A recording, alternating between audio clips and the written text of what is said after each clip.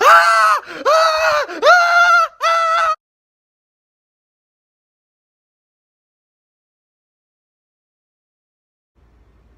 What's happening, guys? Johnny Sports Talk here.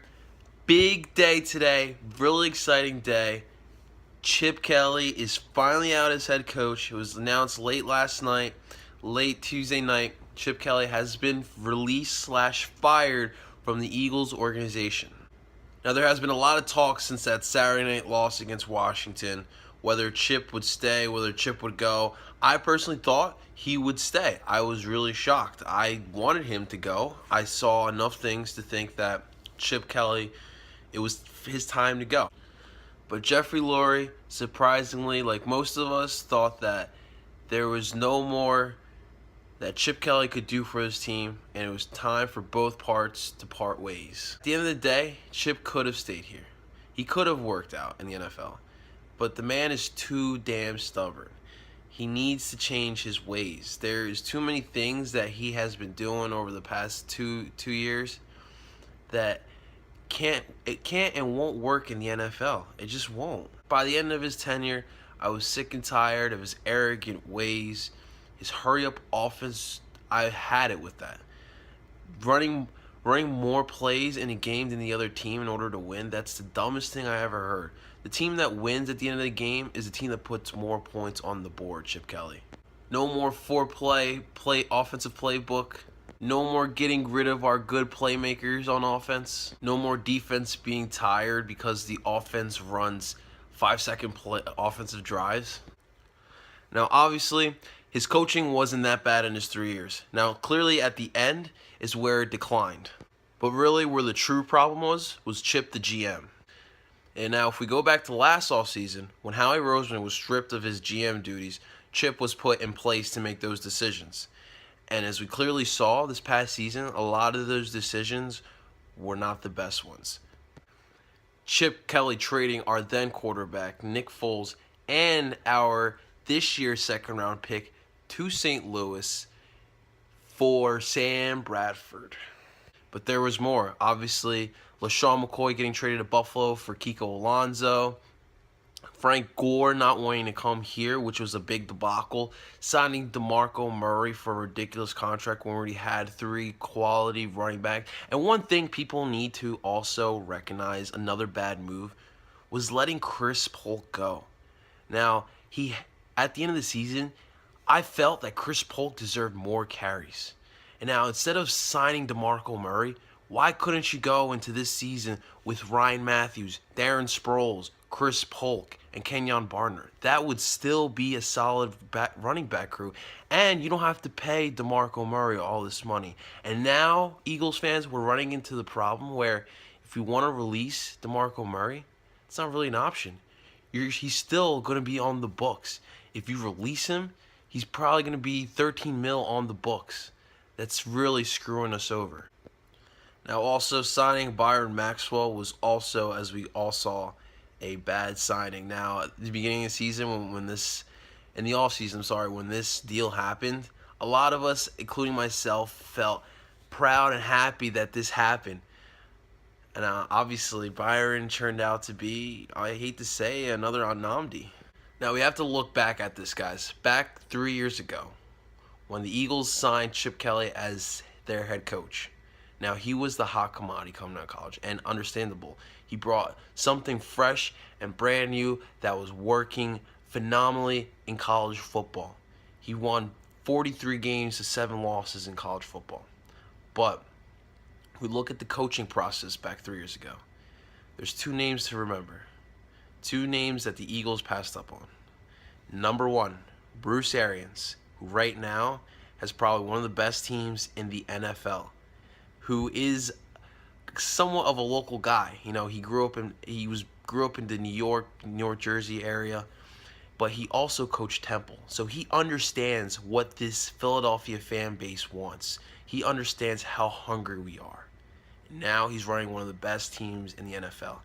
Number 2 is Gus Bradley.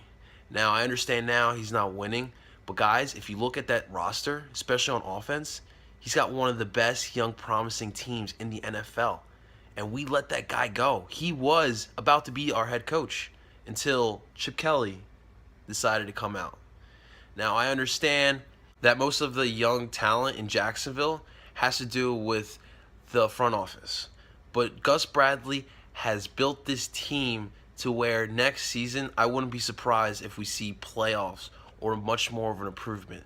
They have young stars in the making. But we chose Charles Chip Kelly. Now, anyone can say that why do we pick him, but if you look back at that time, most Eagles fans would say they'd want Chip Kelly back again. Now, going forward, there's a lot of question marks with this Eagles team. Well, obviously, now when you look for a head coach, what are we going to do with the GM position? A lot of talks, Howie Roseman may get back to that position, and he's going to look for our new head coach. I personally would like to find a young, hungry general manager to come in here, build a culture here, a good culture, not the Chip Kelly culture, but bring in, scout good young talent. We need to build from the draft. If these past couple seasons mean anything, that is, you got to build through the draft. These past two division champs have been mediocre to bad the past couple years, but they've been drafting well, and then we're seeing that they both have talent on their teams. You know, Dallas has one of the best offensive lines in the NFL, and that's all from drafting. They drafted Dez Bryant. You know, they've drafted guys like Sean Lee. Even the Washington Redskins, you know, that they've drafted Kirk Cousins. They drafted a lot of that line. You know, gotta start from the draft, and we need a GM who knows what to do when it comes to that. And next is the coach. Now, we'll see what we find out there. Now, a lot of talks is that there is not a lot of assistant coaching talent out there. One guy I want you guys to all think about, and I would love to have, this is my top option, is Matt Patricia, the defensive coordinator of the New England Patriots. Now, if you've been watching the New England Patriots the past couple of years, you've noticed there's a lot of guys you've never heard of.